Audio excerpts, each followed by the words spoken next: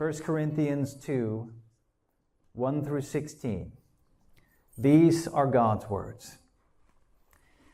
And I, when I came to you, brothers, did not come proclaiming to you the testimony of God with lofty speech or wisdom. For I decided to know nothing among you except Jesus Christ and him crucified. And I was with you in weakness and in fear and much trembling, and my speech and my message were not in plausible words of wisdom, but in demonstrations of the Spirit and of power, so that your faith might rest not in the wisdom of men, but in the power of God. Yet among the mature we do impart wisdom, although it is not a wisdom of this age or of the rulers of this age, who are doomed to pass away.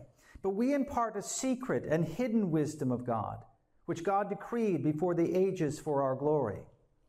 Now none of the rulers of this age understood this, for if they had, they would not have crucified the Lord of glory. But as it is written, what no eye has seen, nor ear heard, nor the heart of man imagined, what God has prepared for those who love him. These things God has revealed to us through the Spirit. For the Spirit searches everything, even the depths of God. For who knows a person's thoughts except the spirit of that person which is in him? So also no one comprehends the thoughts of God except the Spirit of God. Now we have received not the spirit of the world, but the Spirit who is from God, that we might understand the things freely given us by God. And we may impart this in words not taught by human wisdom, but taught by the Spirit, interpreting spiritual truths to those who are spiritual. The natural person does not accept the things of the Spirit of God, for they are folly to him, and he is not able to understand them because they are spiritually discerned. The spiritual person judges all things, but is himself to be judged by no one. For who has understood the mind of the Lord as to instruct him? But we have the mind of Christ. May God bless the reading and preaching of his word. Amen. Please be seated.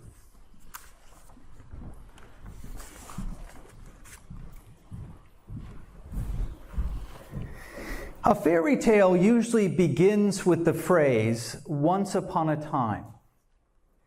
The Bible opens in contrast with the words, "In the beginning, God created the heavens and the earth."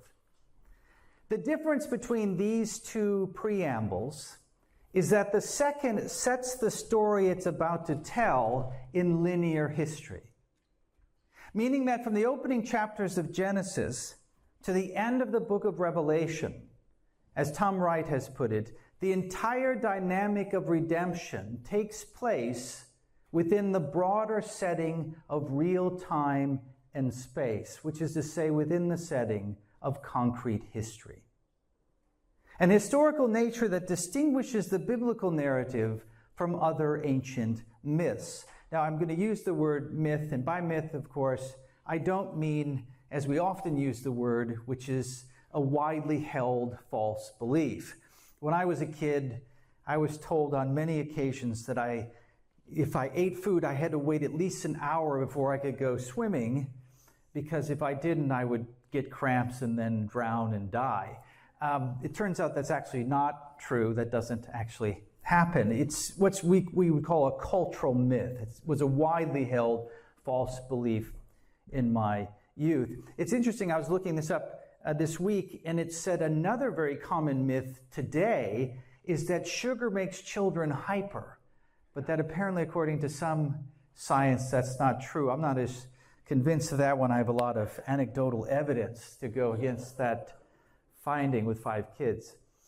But when I speak of creation myths, I'm using the word myth in the literary or cultic, religious sense, as a word which refers to ancient and symbolically rich narratives that concern the origin of man and the cosmos. Explanatory tales which bring order and meaning to what would otherwise be a chaotic universe. Now, it's often been argued that the Christian story is a meta-myth, meaning it's a myth that explains every other myth, the myth to end all myths, just as Jesus is the end of the law to all those who believe. And this is certainly true. It is the myth of all myths. But what is also true is that it's a myth that has become fact, as C.S. Lewis once said. Meaning that it's not only the most rewarding and coherent story to live in, but that it is also true in a historical sense, that it actually happened. And that makes a profound difference. There's a world of difference between a story that begins once upon a time and one that begins in the year that King Uzziah died, or begins with a decree went out from Caesar Augustus. The truths of the Christian story are not just metaphorical truths, they are historical truths.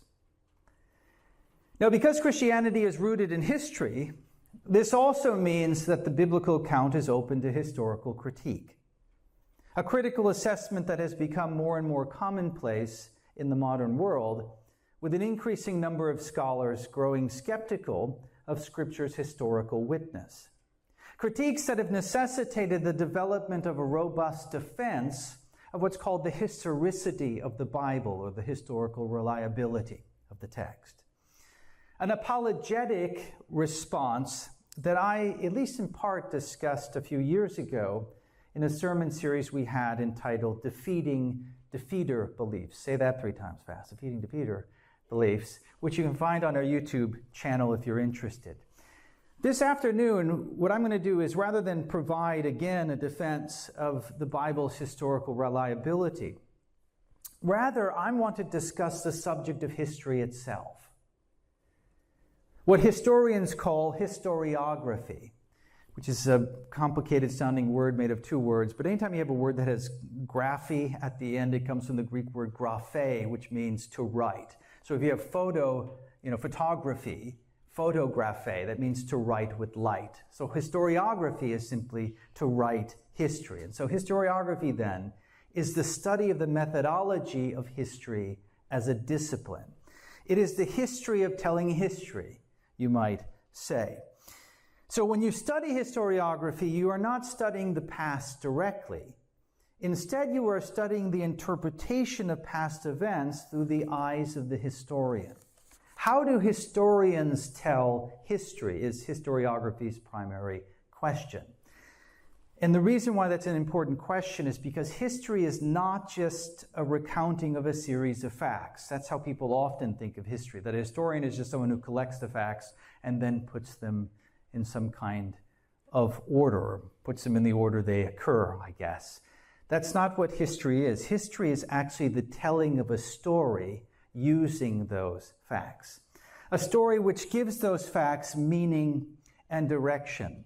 You may remember a few weeks ago I was trying to illustrate this idea of how stories are really what provide the broadest context for the events of our lives and the events in human history. And as an illustration, I talked about how, imagine yourself on a street corner and there's a gentleman next to you, you don't know him, and all of a sudden he turns to you and he says, the name of the common duck is Histrionicus, right?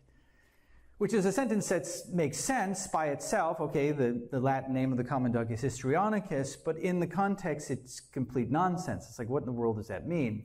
And we talked about how it lacks context, it lacks a story to give it meaning, and how we could come up with a number of stories in which that sentence then takes on very different meanings. Something similar I found this week is that there's actually a Facebook page dedicated to pictures needing more context. Has anybody seen this? And one of the pictures is a t-shirt that says Harry Potter hates Ohio. Right? We need more context. Like, what could that possibly mean, that Harry Potter hates Ohio? All this to say that historians are at heart storytellers. They are those who create the cultural narratives that give meaning and purpose to their community, that put the past, present, and future events of that community in context. And therefore, they must be people of the utmost integrity. In fact, one part of the exhortation of this sermon really, although it's sort of indirect, but it's really to encourage young people, and if you don't want to do this, think about this for your children, which is to become a historian. We need Christian historians because, as we will see, cultures without Christian historians are cultures that are in darkness. The cultural narratives we have are incomplete. And that makes a big impact on culture itself. The most important thing that shapes a culture are the narratives that the culture tells about itself. And we need Christian historians to tell those stories.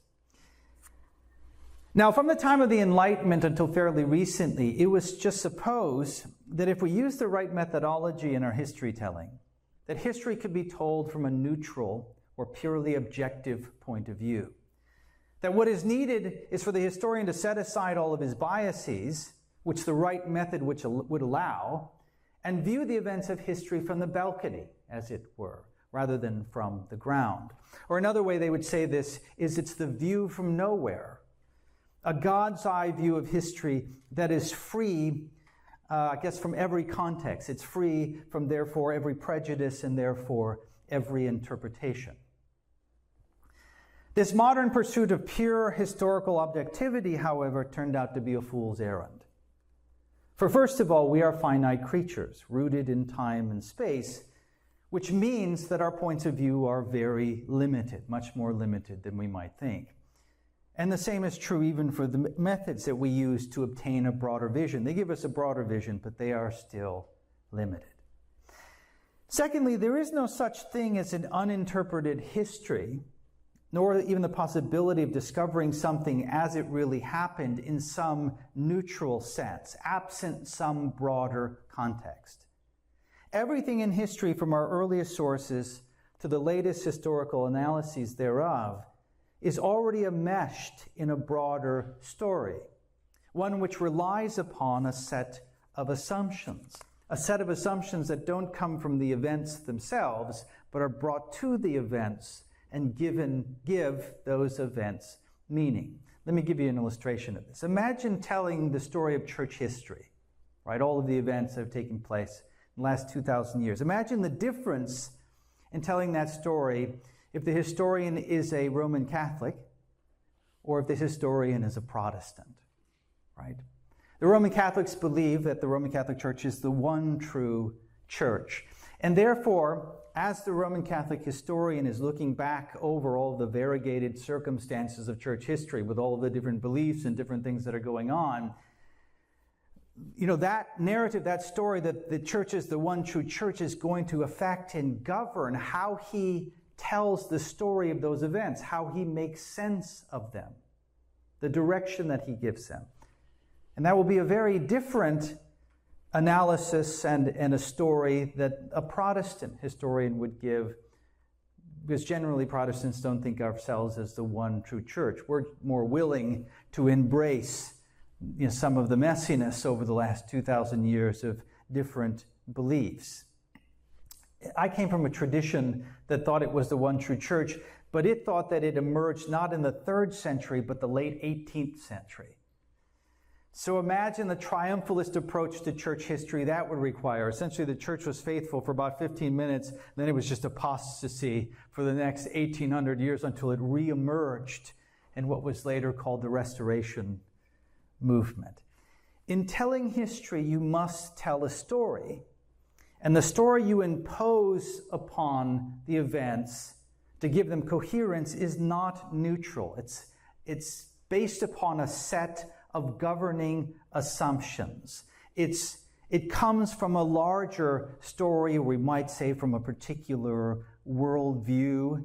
And it's a worldview that is not, it doesn't come into existence and it isn't put together from the events of the story of the history, as I said before. This is something you bring to it and impose upon it. I don't mean to beat a dead horse, but let me say this one other way in case you're not tracking with what I'm saying. There have been many Christians, devout Christians, who studied and went and got their PhD and became historians, and they were told and they believed that they had to set all their religious biases aside and approach history from a scientific point of view. What they were really needing was a scientific reading of history, one that is neutral. And they adopted what is often called methodological naturalism.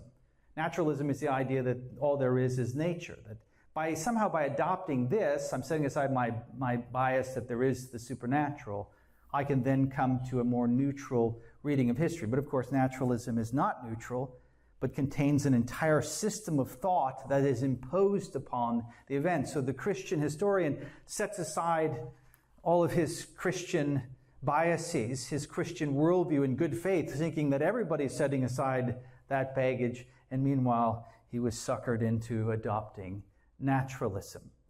So it's not a question of whether you impose a system of thought, but which system. It's not whether, but which.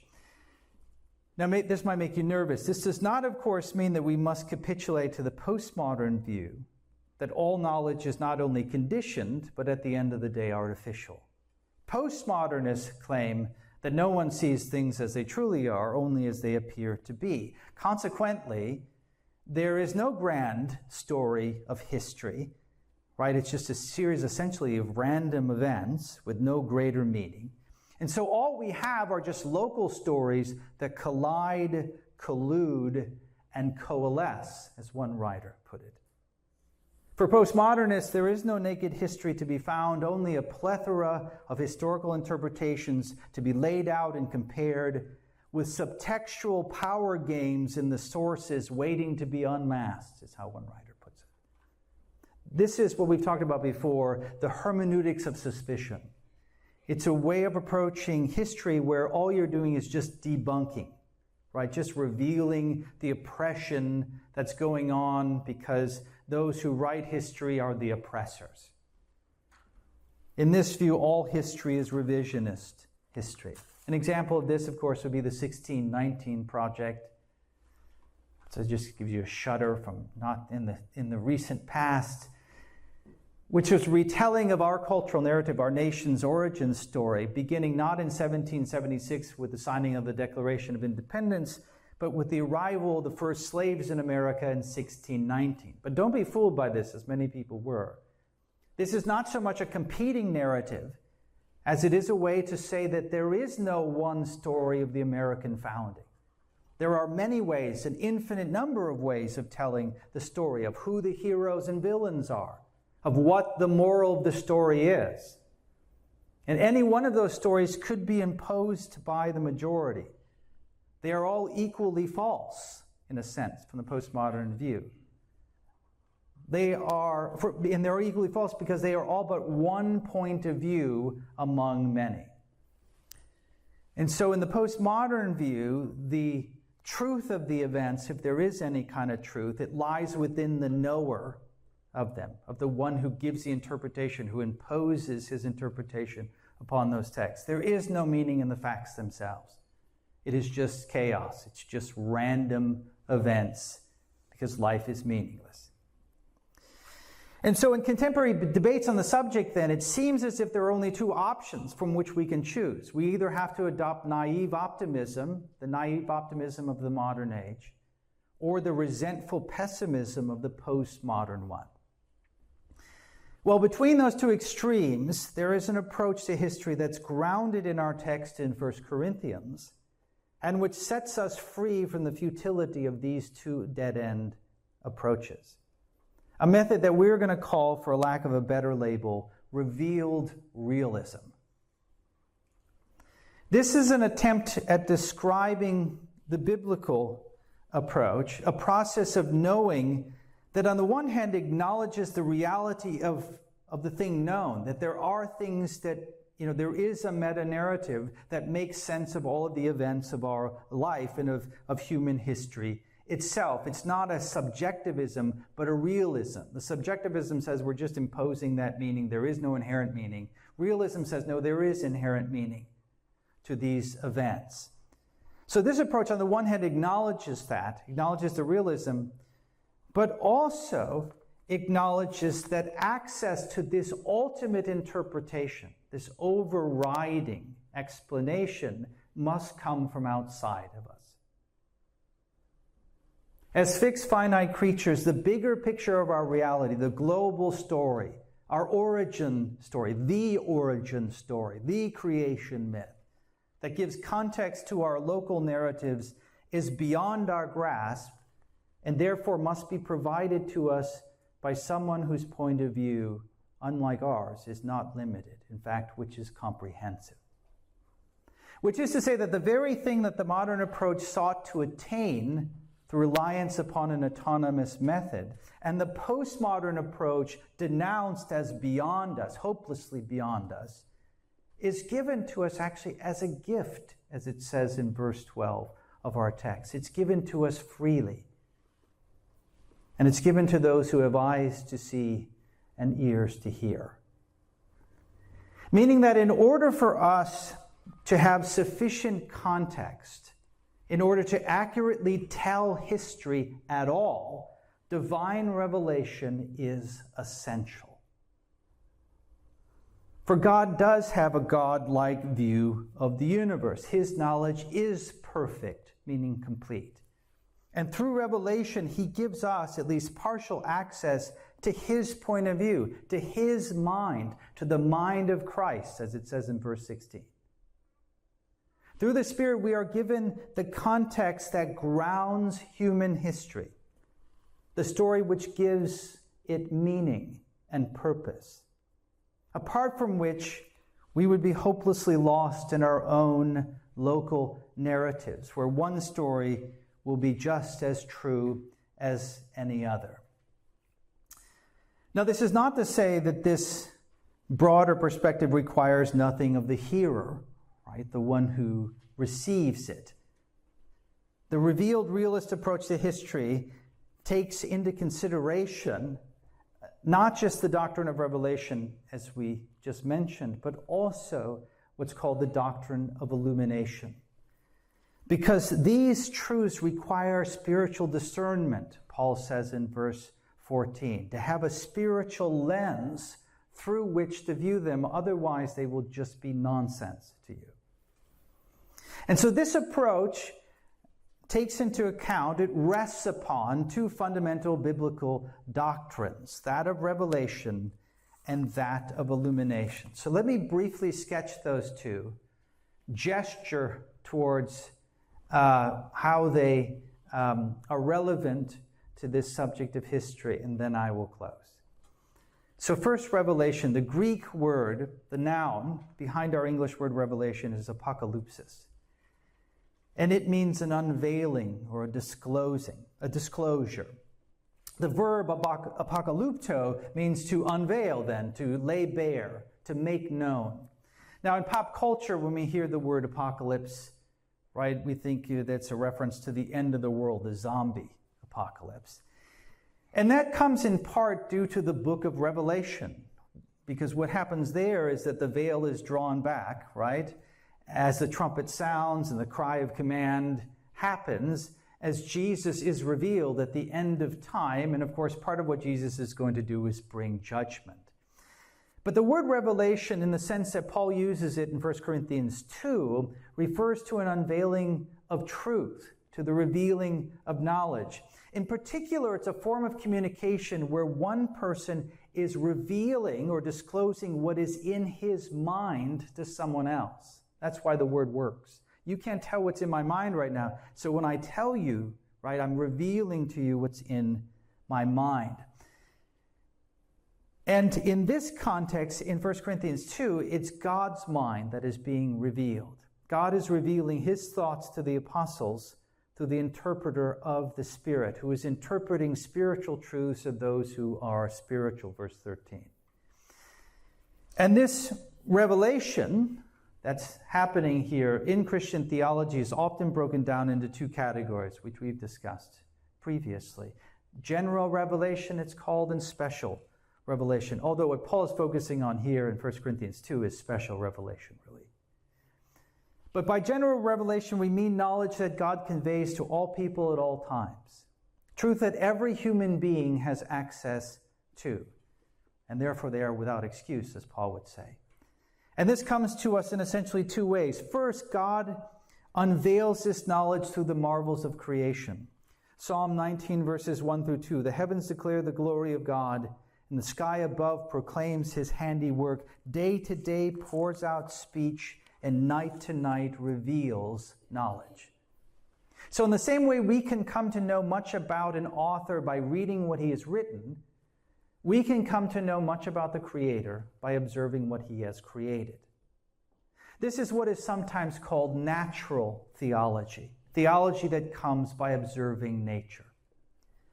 Secondly, God reveals himself in a general way to all mankind by writing his moral law upon their hearts.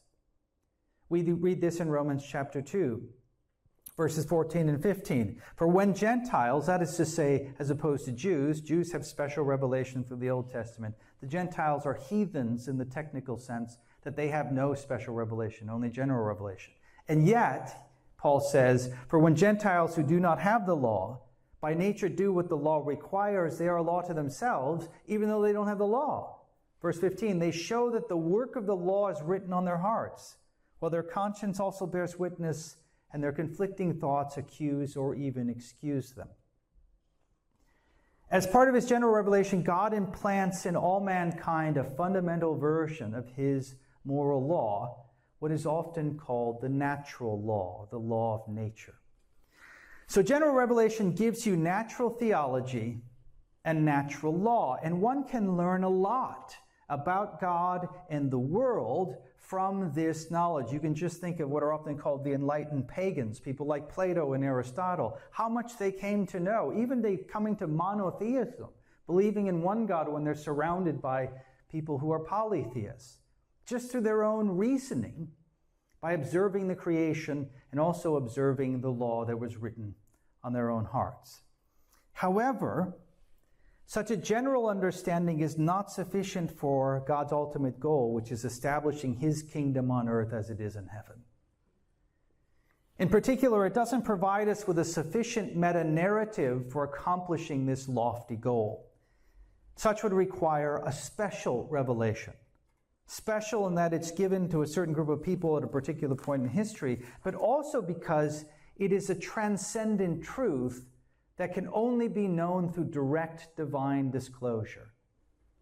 Or as Paul describes as hidden wisdom to the Corinthians in verse 9, quoting Isaiah 64:4, what no eye has seen, nor ear heard, nor even the heart of man imagined.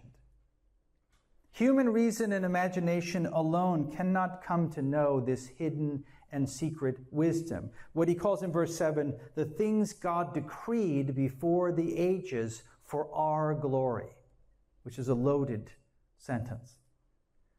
God's plan from before the foundations of the world were laid. This concerns that plan of the return of the sons of Adam to our glory.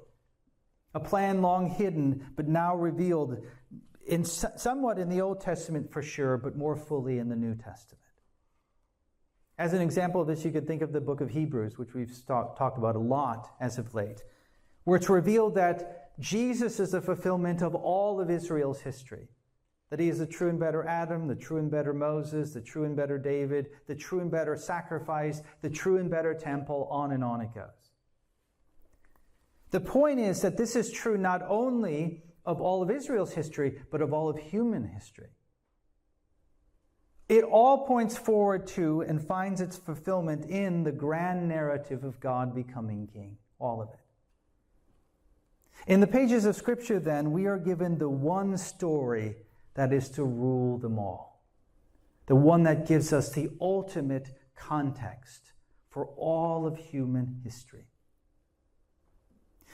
But as Paul makes clear, in order for us to see and hear this story, an illuminating work of the Spirit is required, because sin has greatly impaired our vision. The natural man cannot understand the things of the Spirit of God, it says in verse 14, for they are folly to him, for they must be spiritually discerned. What is required to see this hidden message, this mystery, is to look upon it through a spiritual lens. This is a cheesy illustration, but it's the best I could come up with. When I was a kid, it was the height of the Cold War, so spies were really cool. James Bond, John le Carré, right? And as a kid, I had my secret decoder glasses, right? You'd get it like in a box of cereal, and there'd be a little card with all these red dots all over it. And behind it, you could sort of see words that were written in blue, but it was just nonsense. You couldn't make it out. But you put on the secret decoder glasses, and all the red goes away, and the blue pops, right? And you could decode the message. It's faintly similar to what Paul's saying here. Doesn't quite have the majesty of it, but the point is that everyone, here's the ultimate point of this section, is that everyone is looking upon the world through a set of lenses. The question is whether the lenses that you're using allow you to decode the secret message or not. Whether they allow you to see things as they really are. And that requires these spiritual lenses. Because apart from those proper lenses of general and special revelation, history as a discipline is a doomed project. There's my thesis. It's doomed. Indeed, apart from the meta-narrative of Scripture providing coherence and direction, ultimate coherence and direction to the events of history, the pessimism of postmodern historiography, I think, is justified. We really are trapped within our limited local narratives, the view from the ground. And this is true even of the scientific narrative, which many now are finally starting to realize is just as limiting as every other incomplete narrative. When you take an incomplete narrative and you try to make it the ultimate narrative, it demonstrates how incomplete it is, and bad things happen. The scientific narrative explains only certain features of reality, and as it turns out, not even the most salient features of it. But of course, as we've been reading in this book, Return of the Strong Gods, which I recommend everyone to read, but behind that scientific narrative there's another narrative, at least since the time of the Second World War, a narrative of the open society, which drove this and pushed science to the forefront.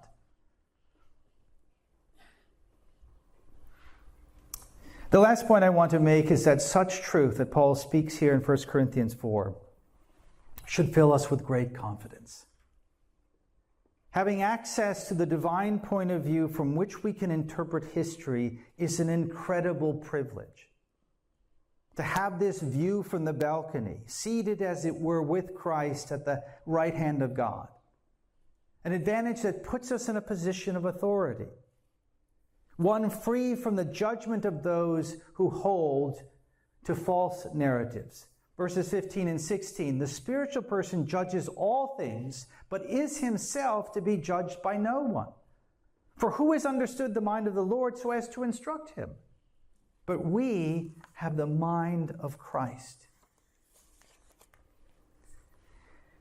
There is no reason for us to be intimidated by the bright lights of the scientific class, or to be discouraged by the dim bulbs of the postmodern one. And that's because we have the mind of Christ. We have access to the secret knowledge that explains human history with the greatest explanatory scope and power.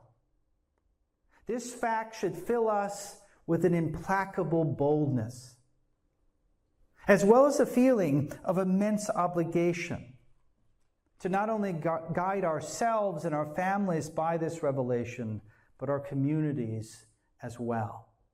God has equipped us with the knowledge that we need to lead. The question is whether we will do so. And let me end with this warning. There is no one here who will be allowed to plead ignorance on the day of judgment. No one. You have all been given access, unfettered access, unlike at any other time in church history. Every one of you has been given unfettered access to privileged information, and you will be held accountable for how you use it. God has given you profound insight in Scripture.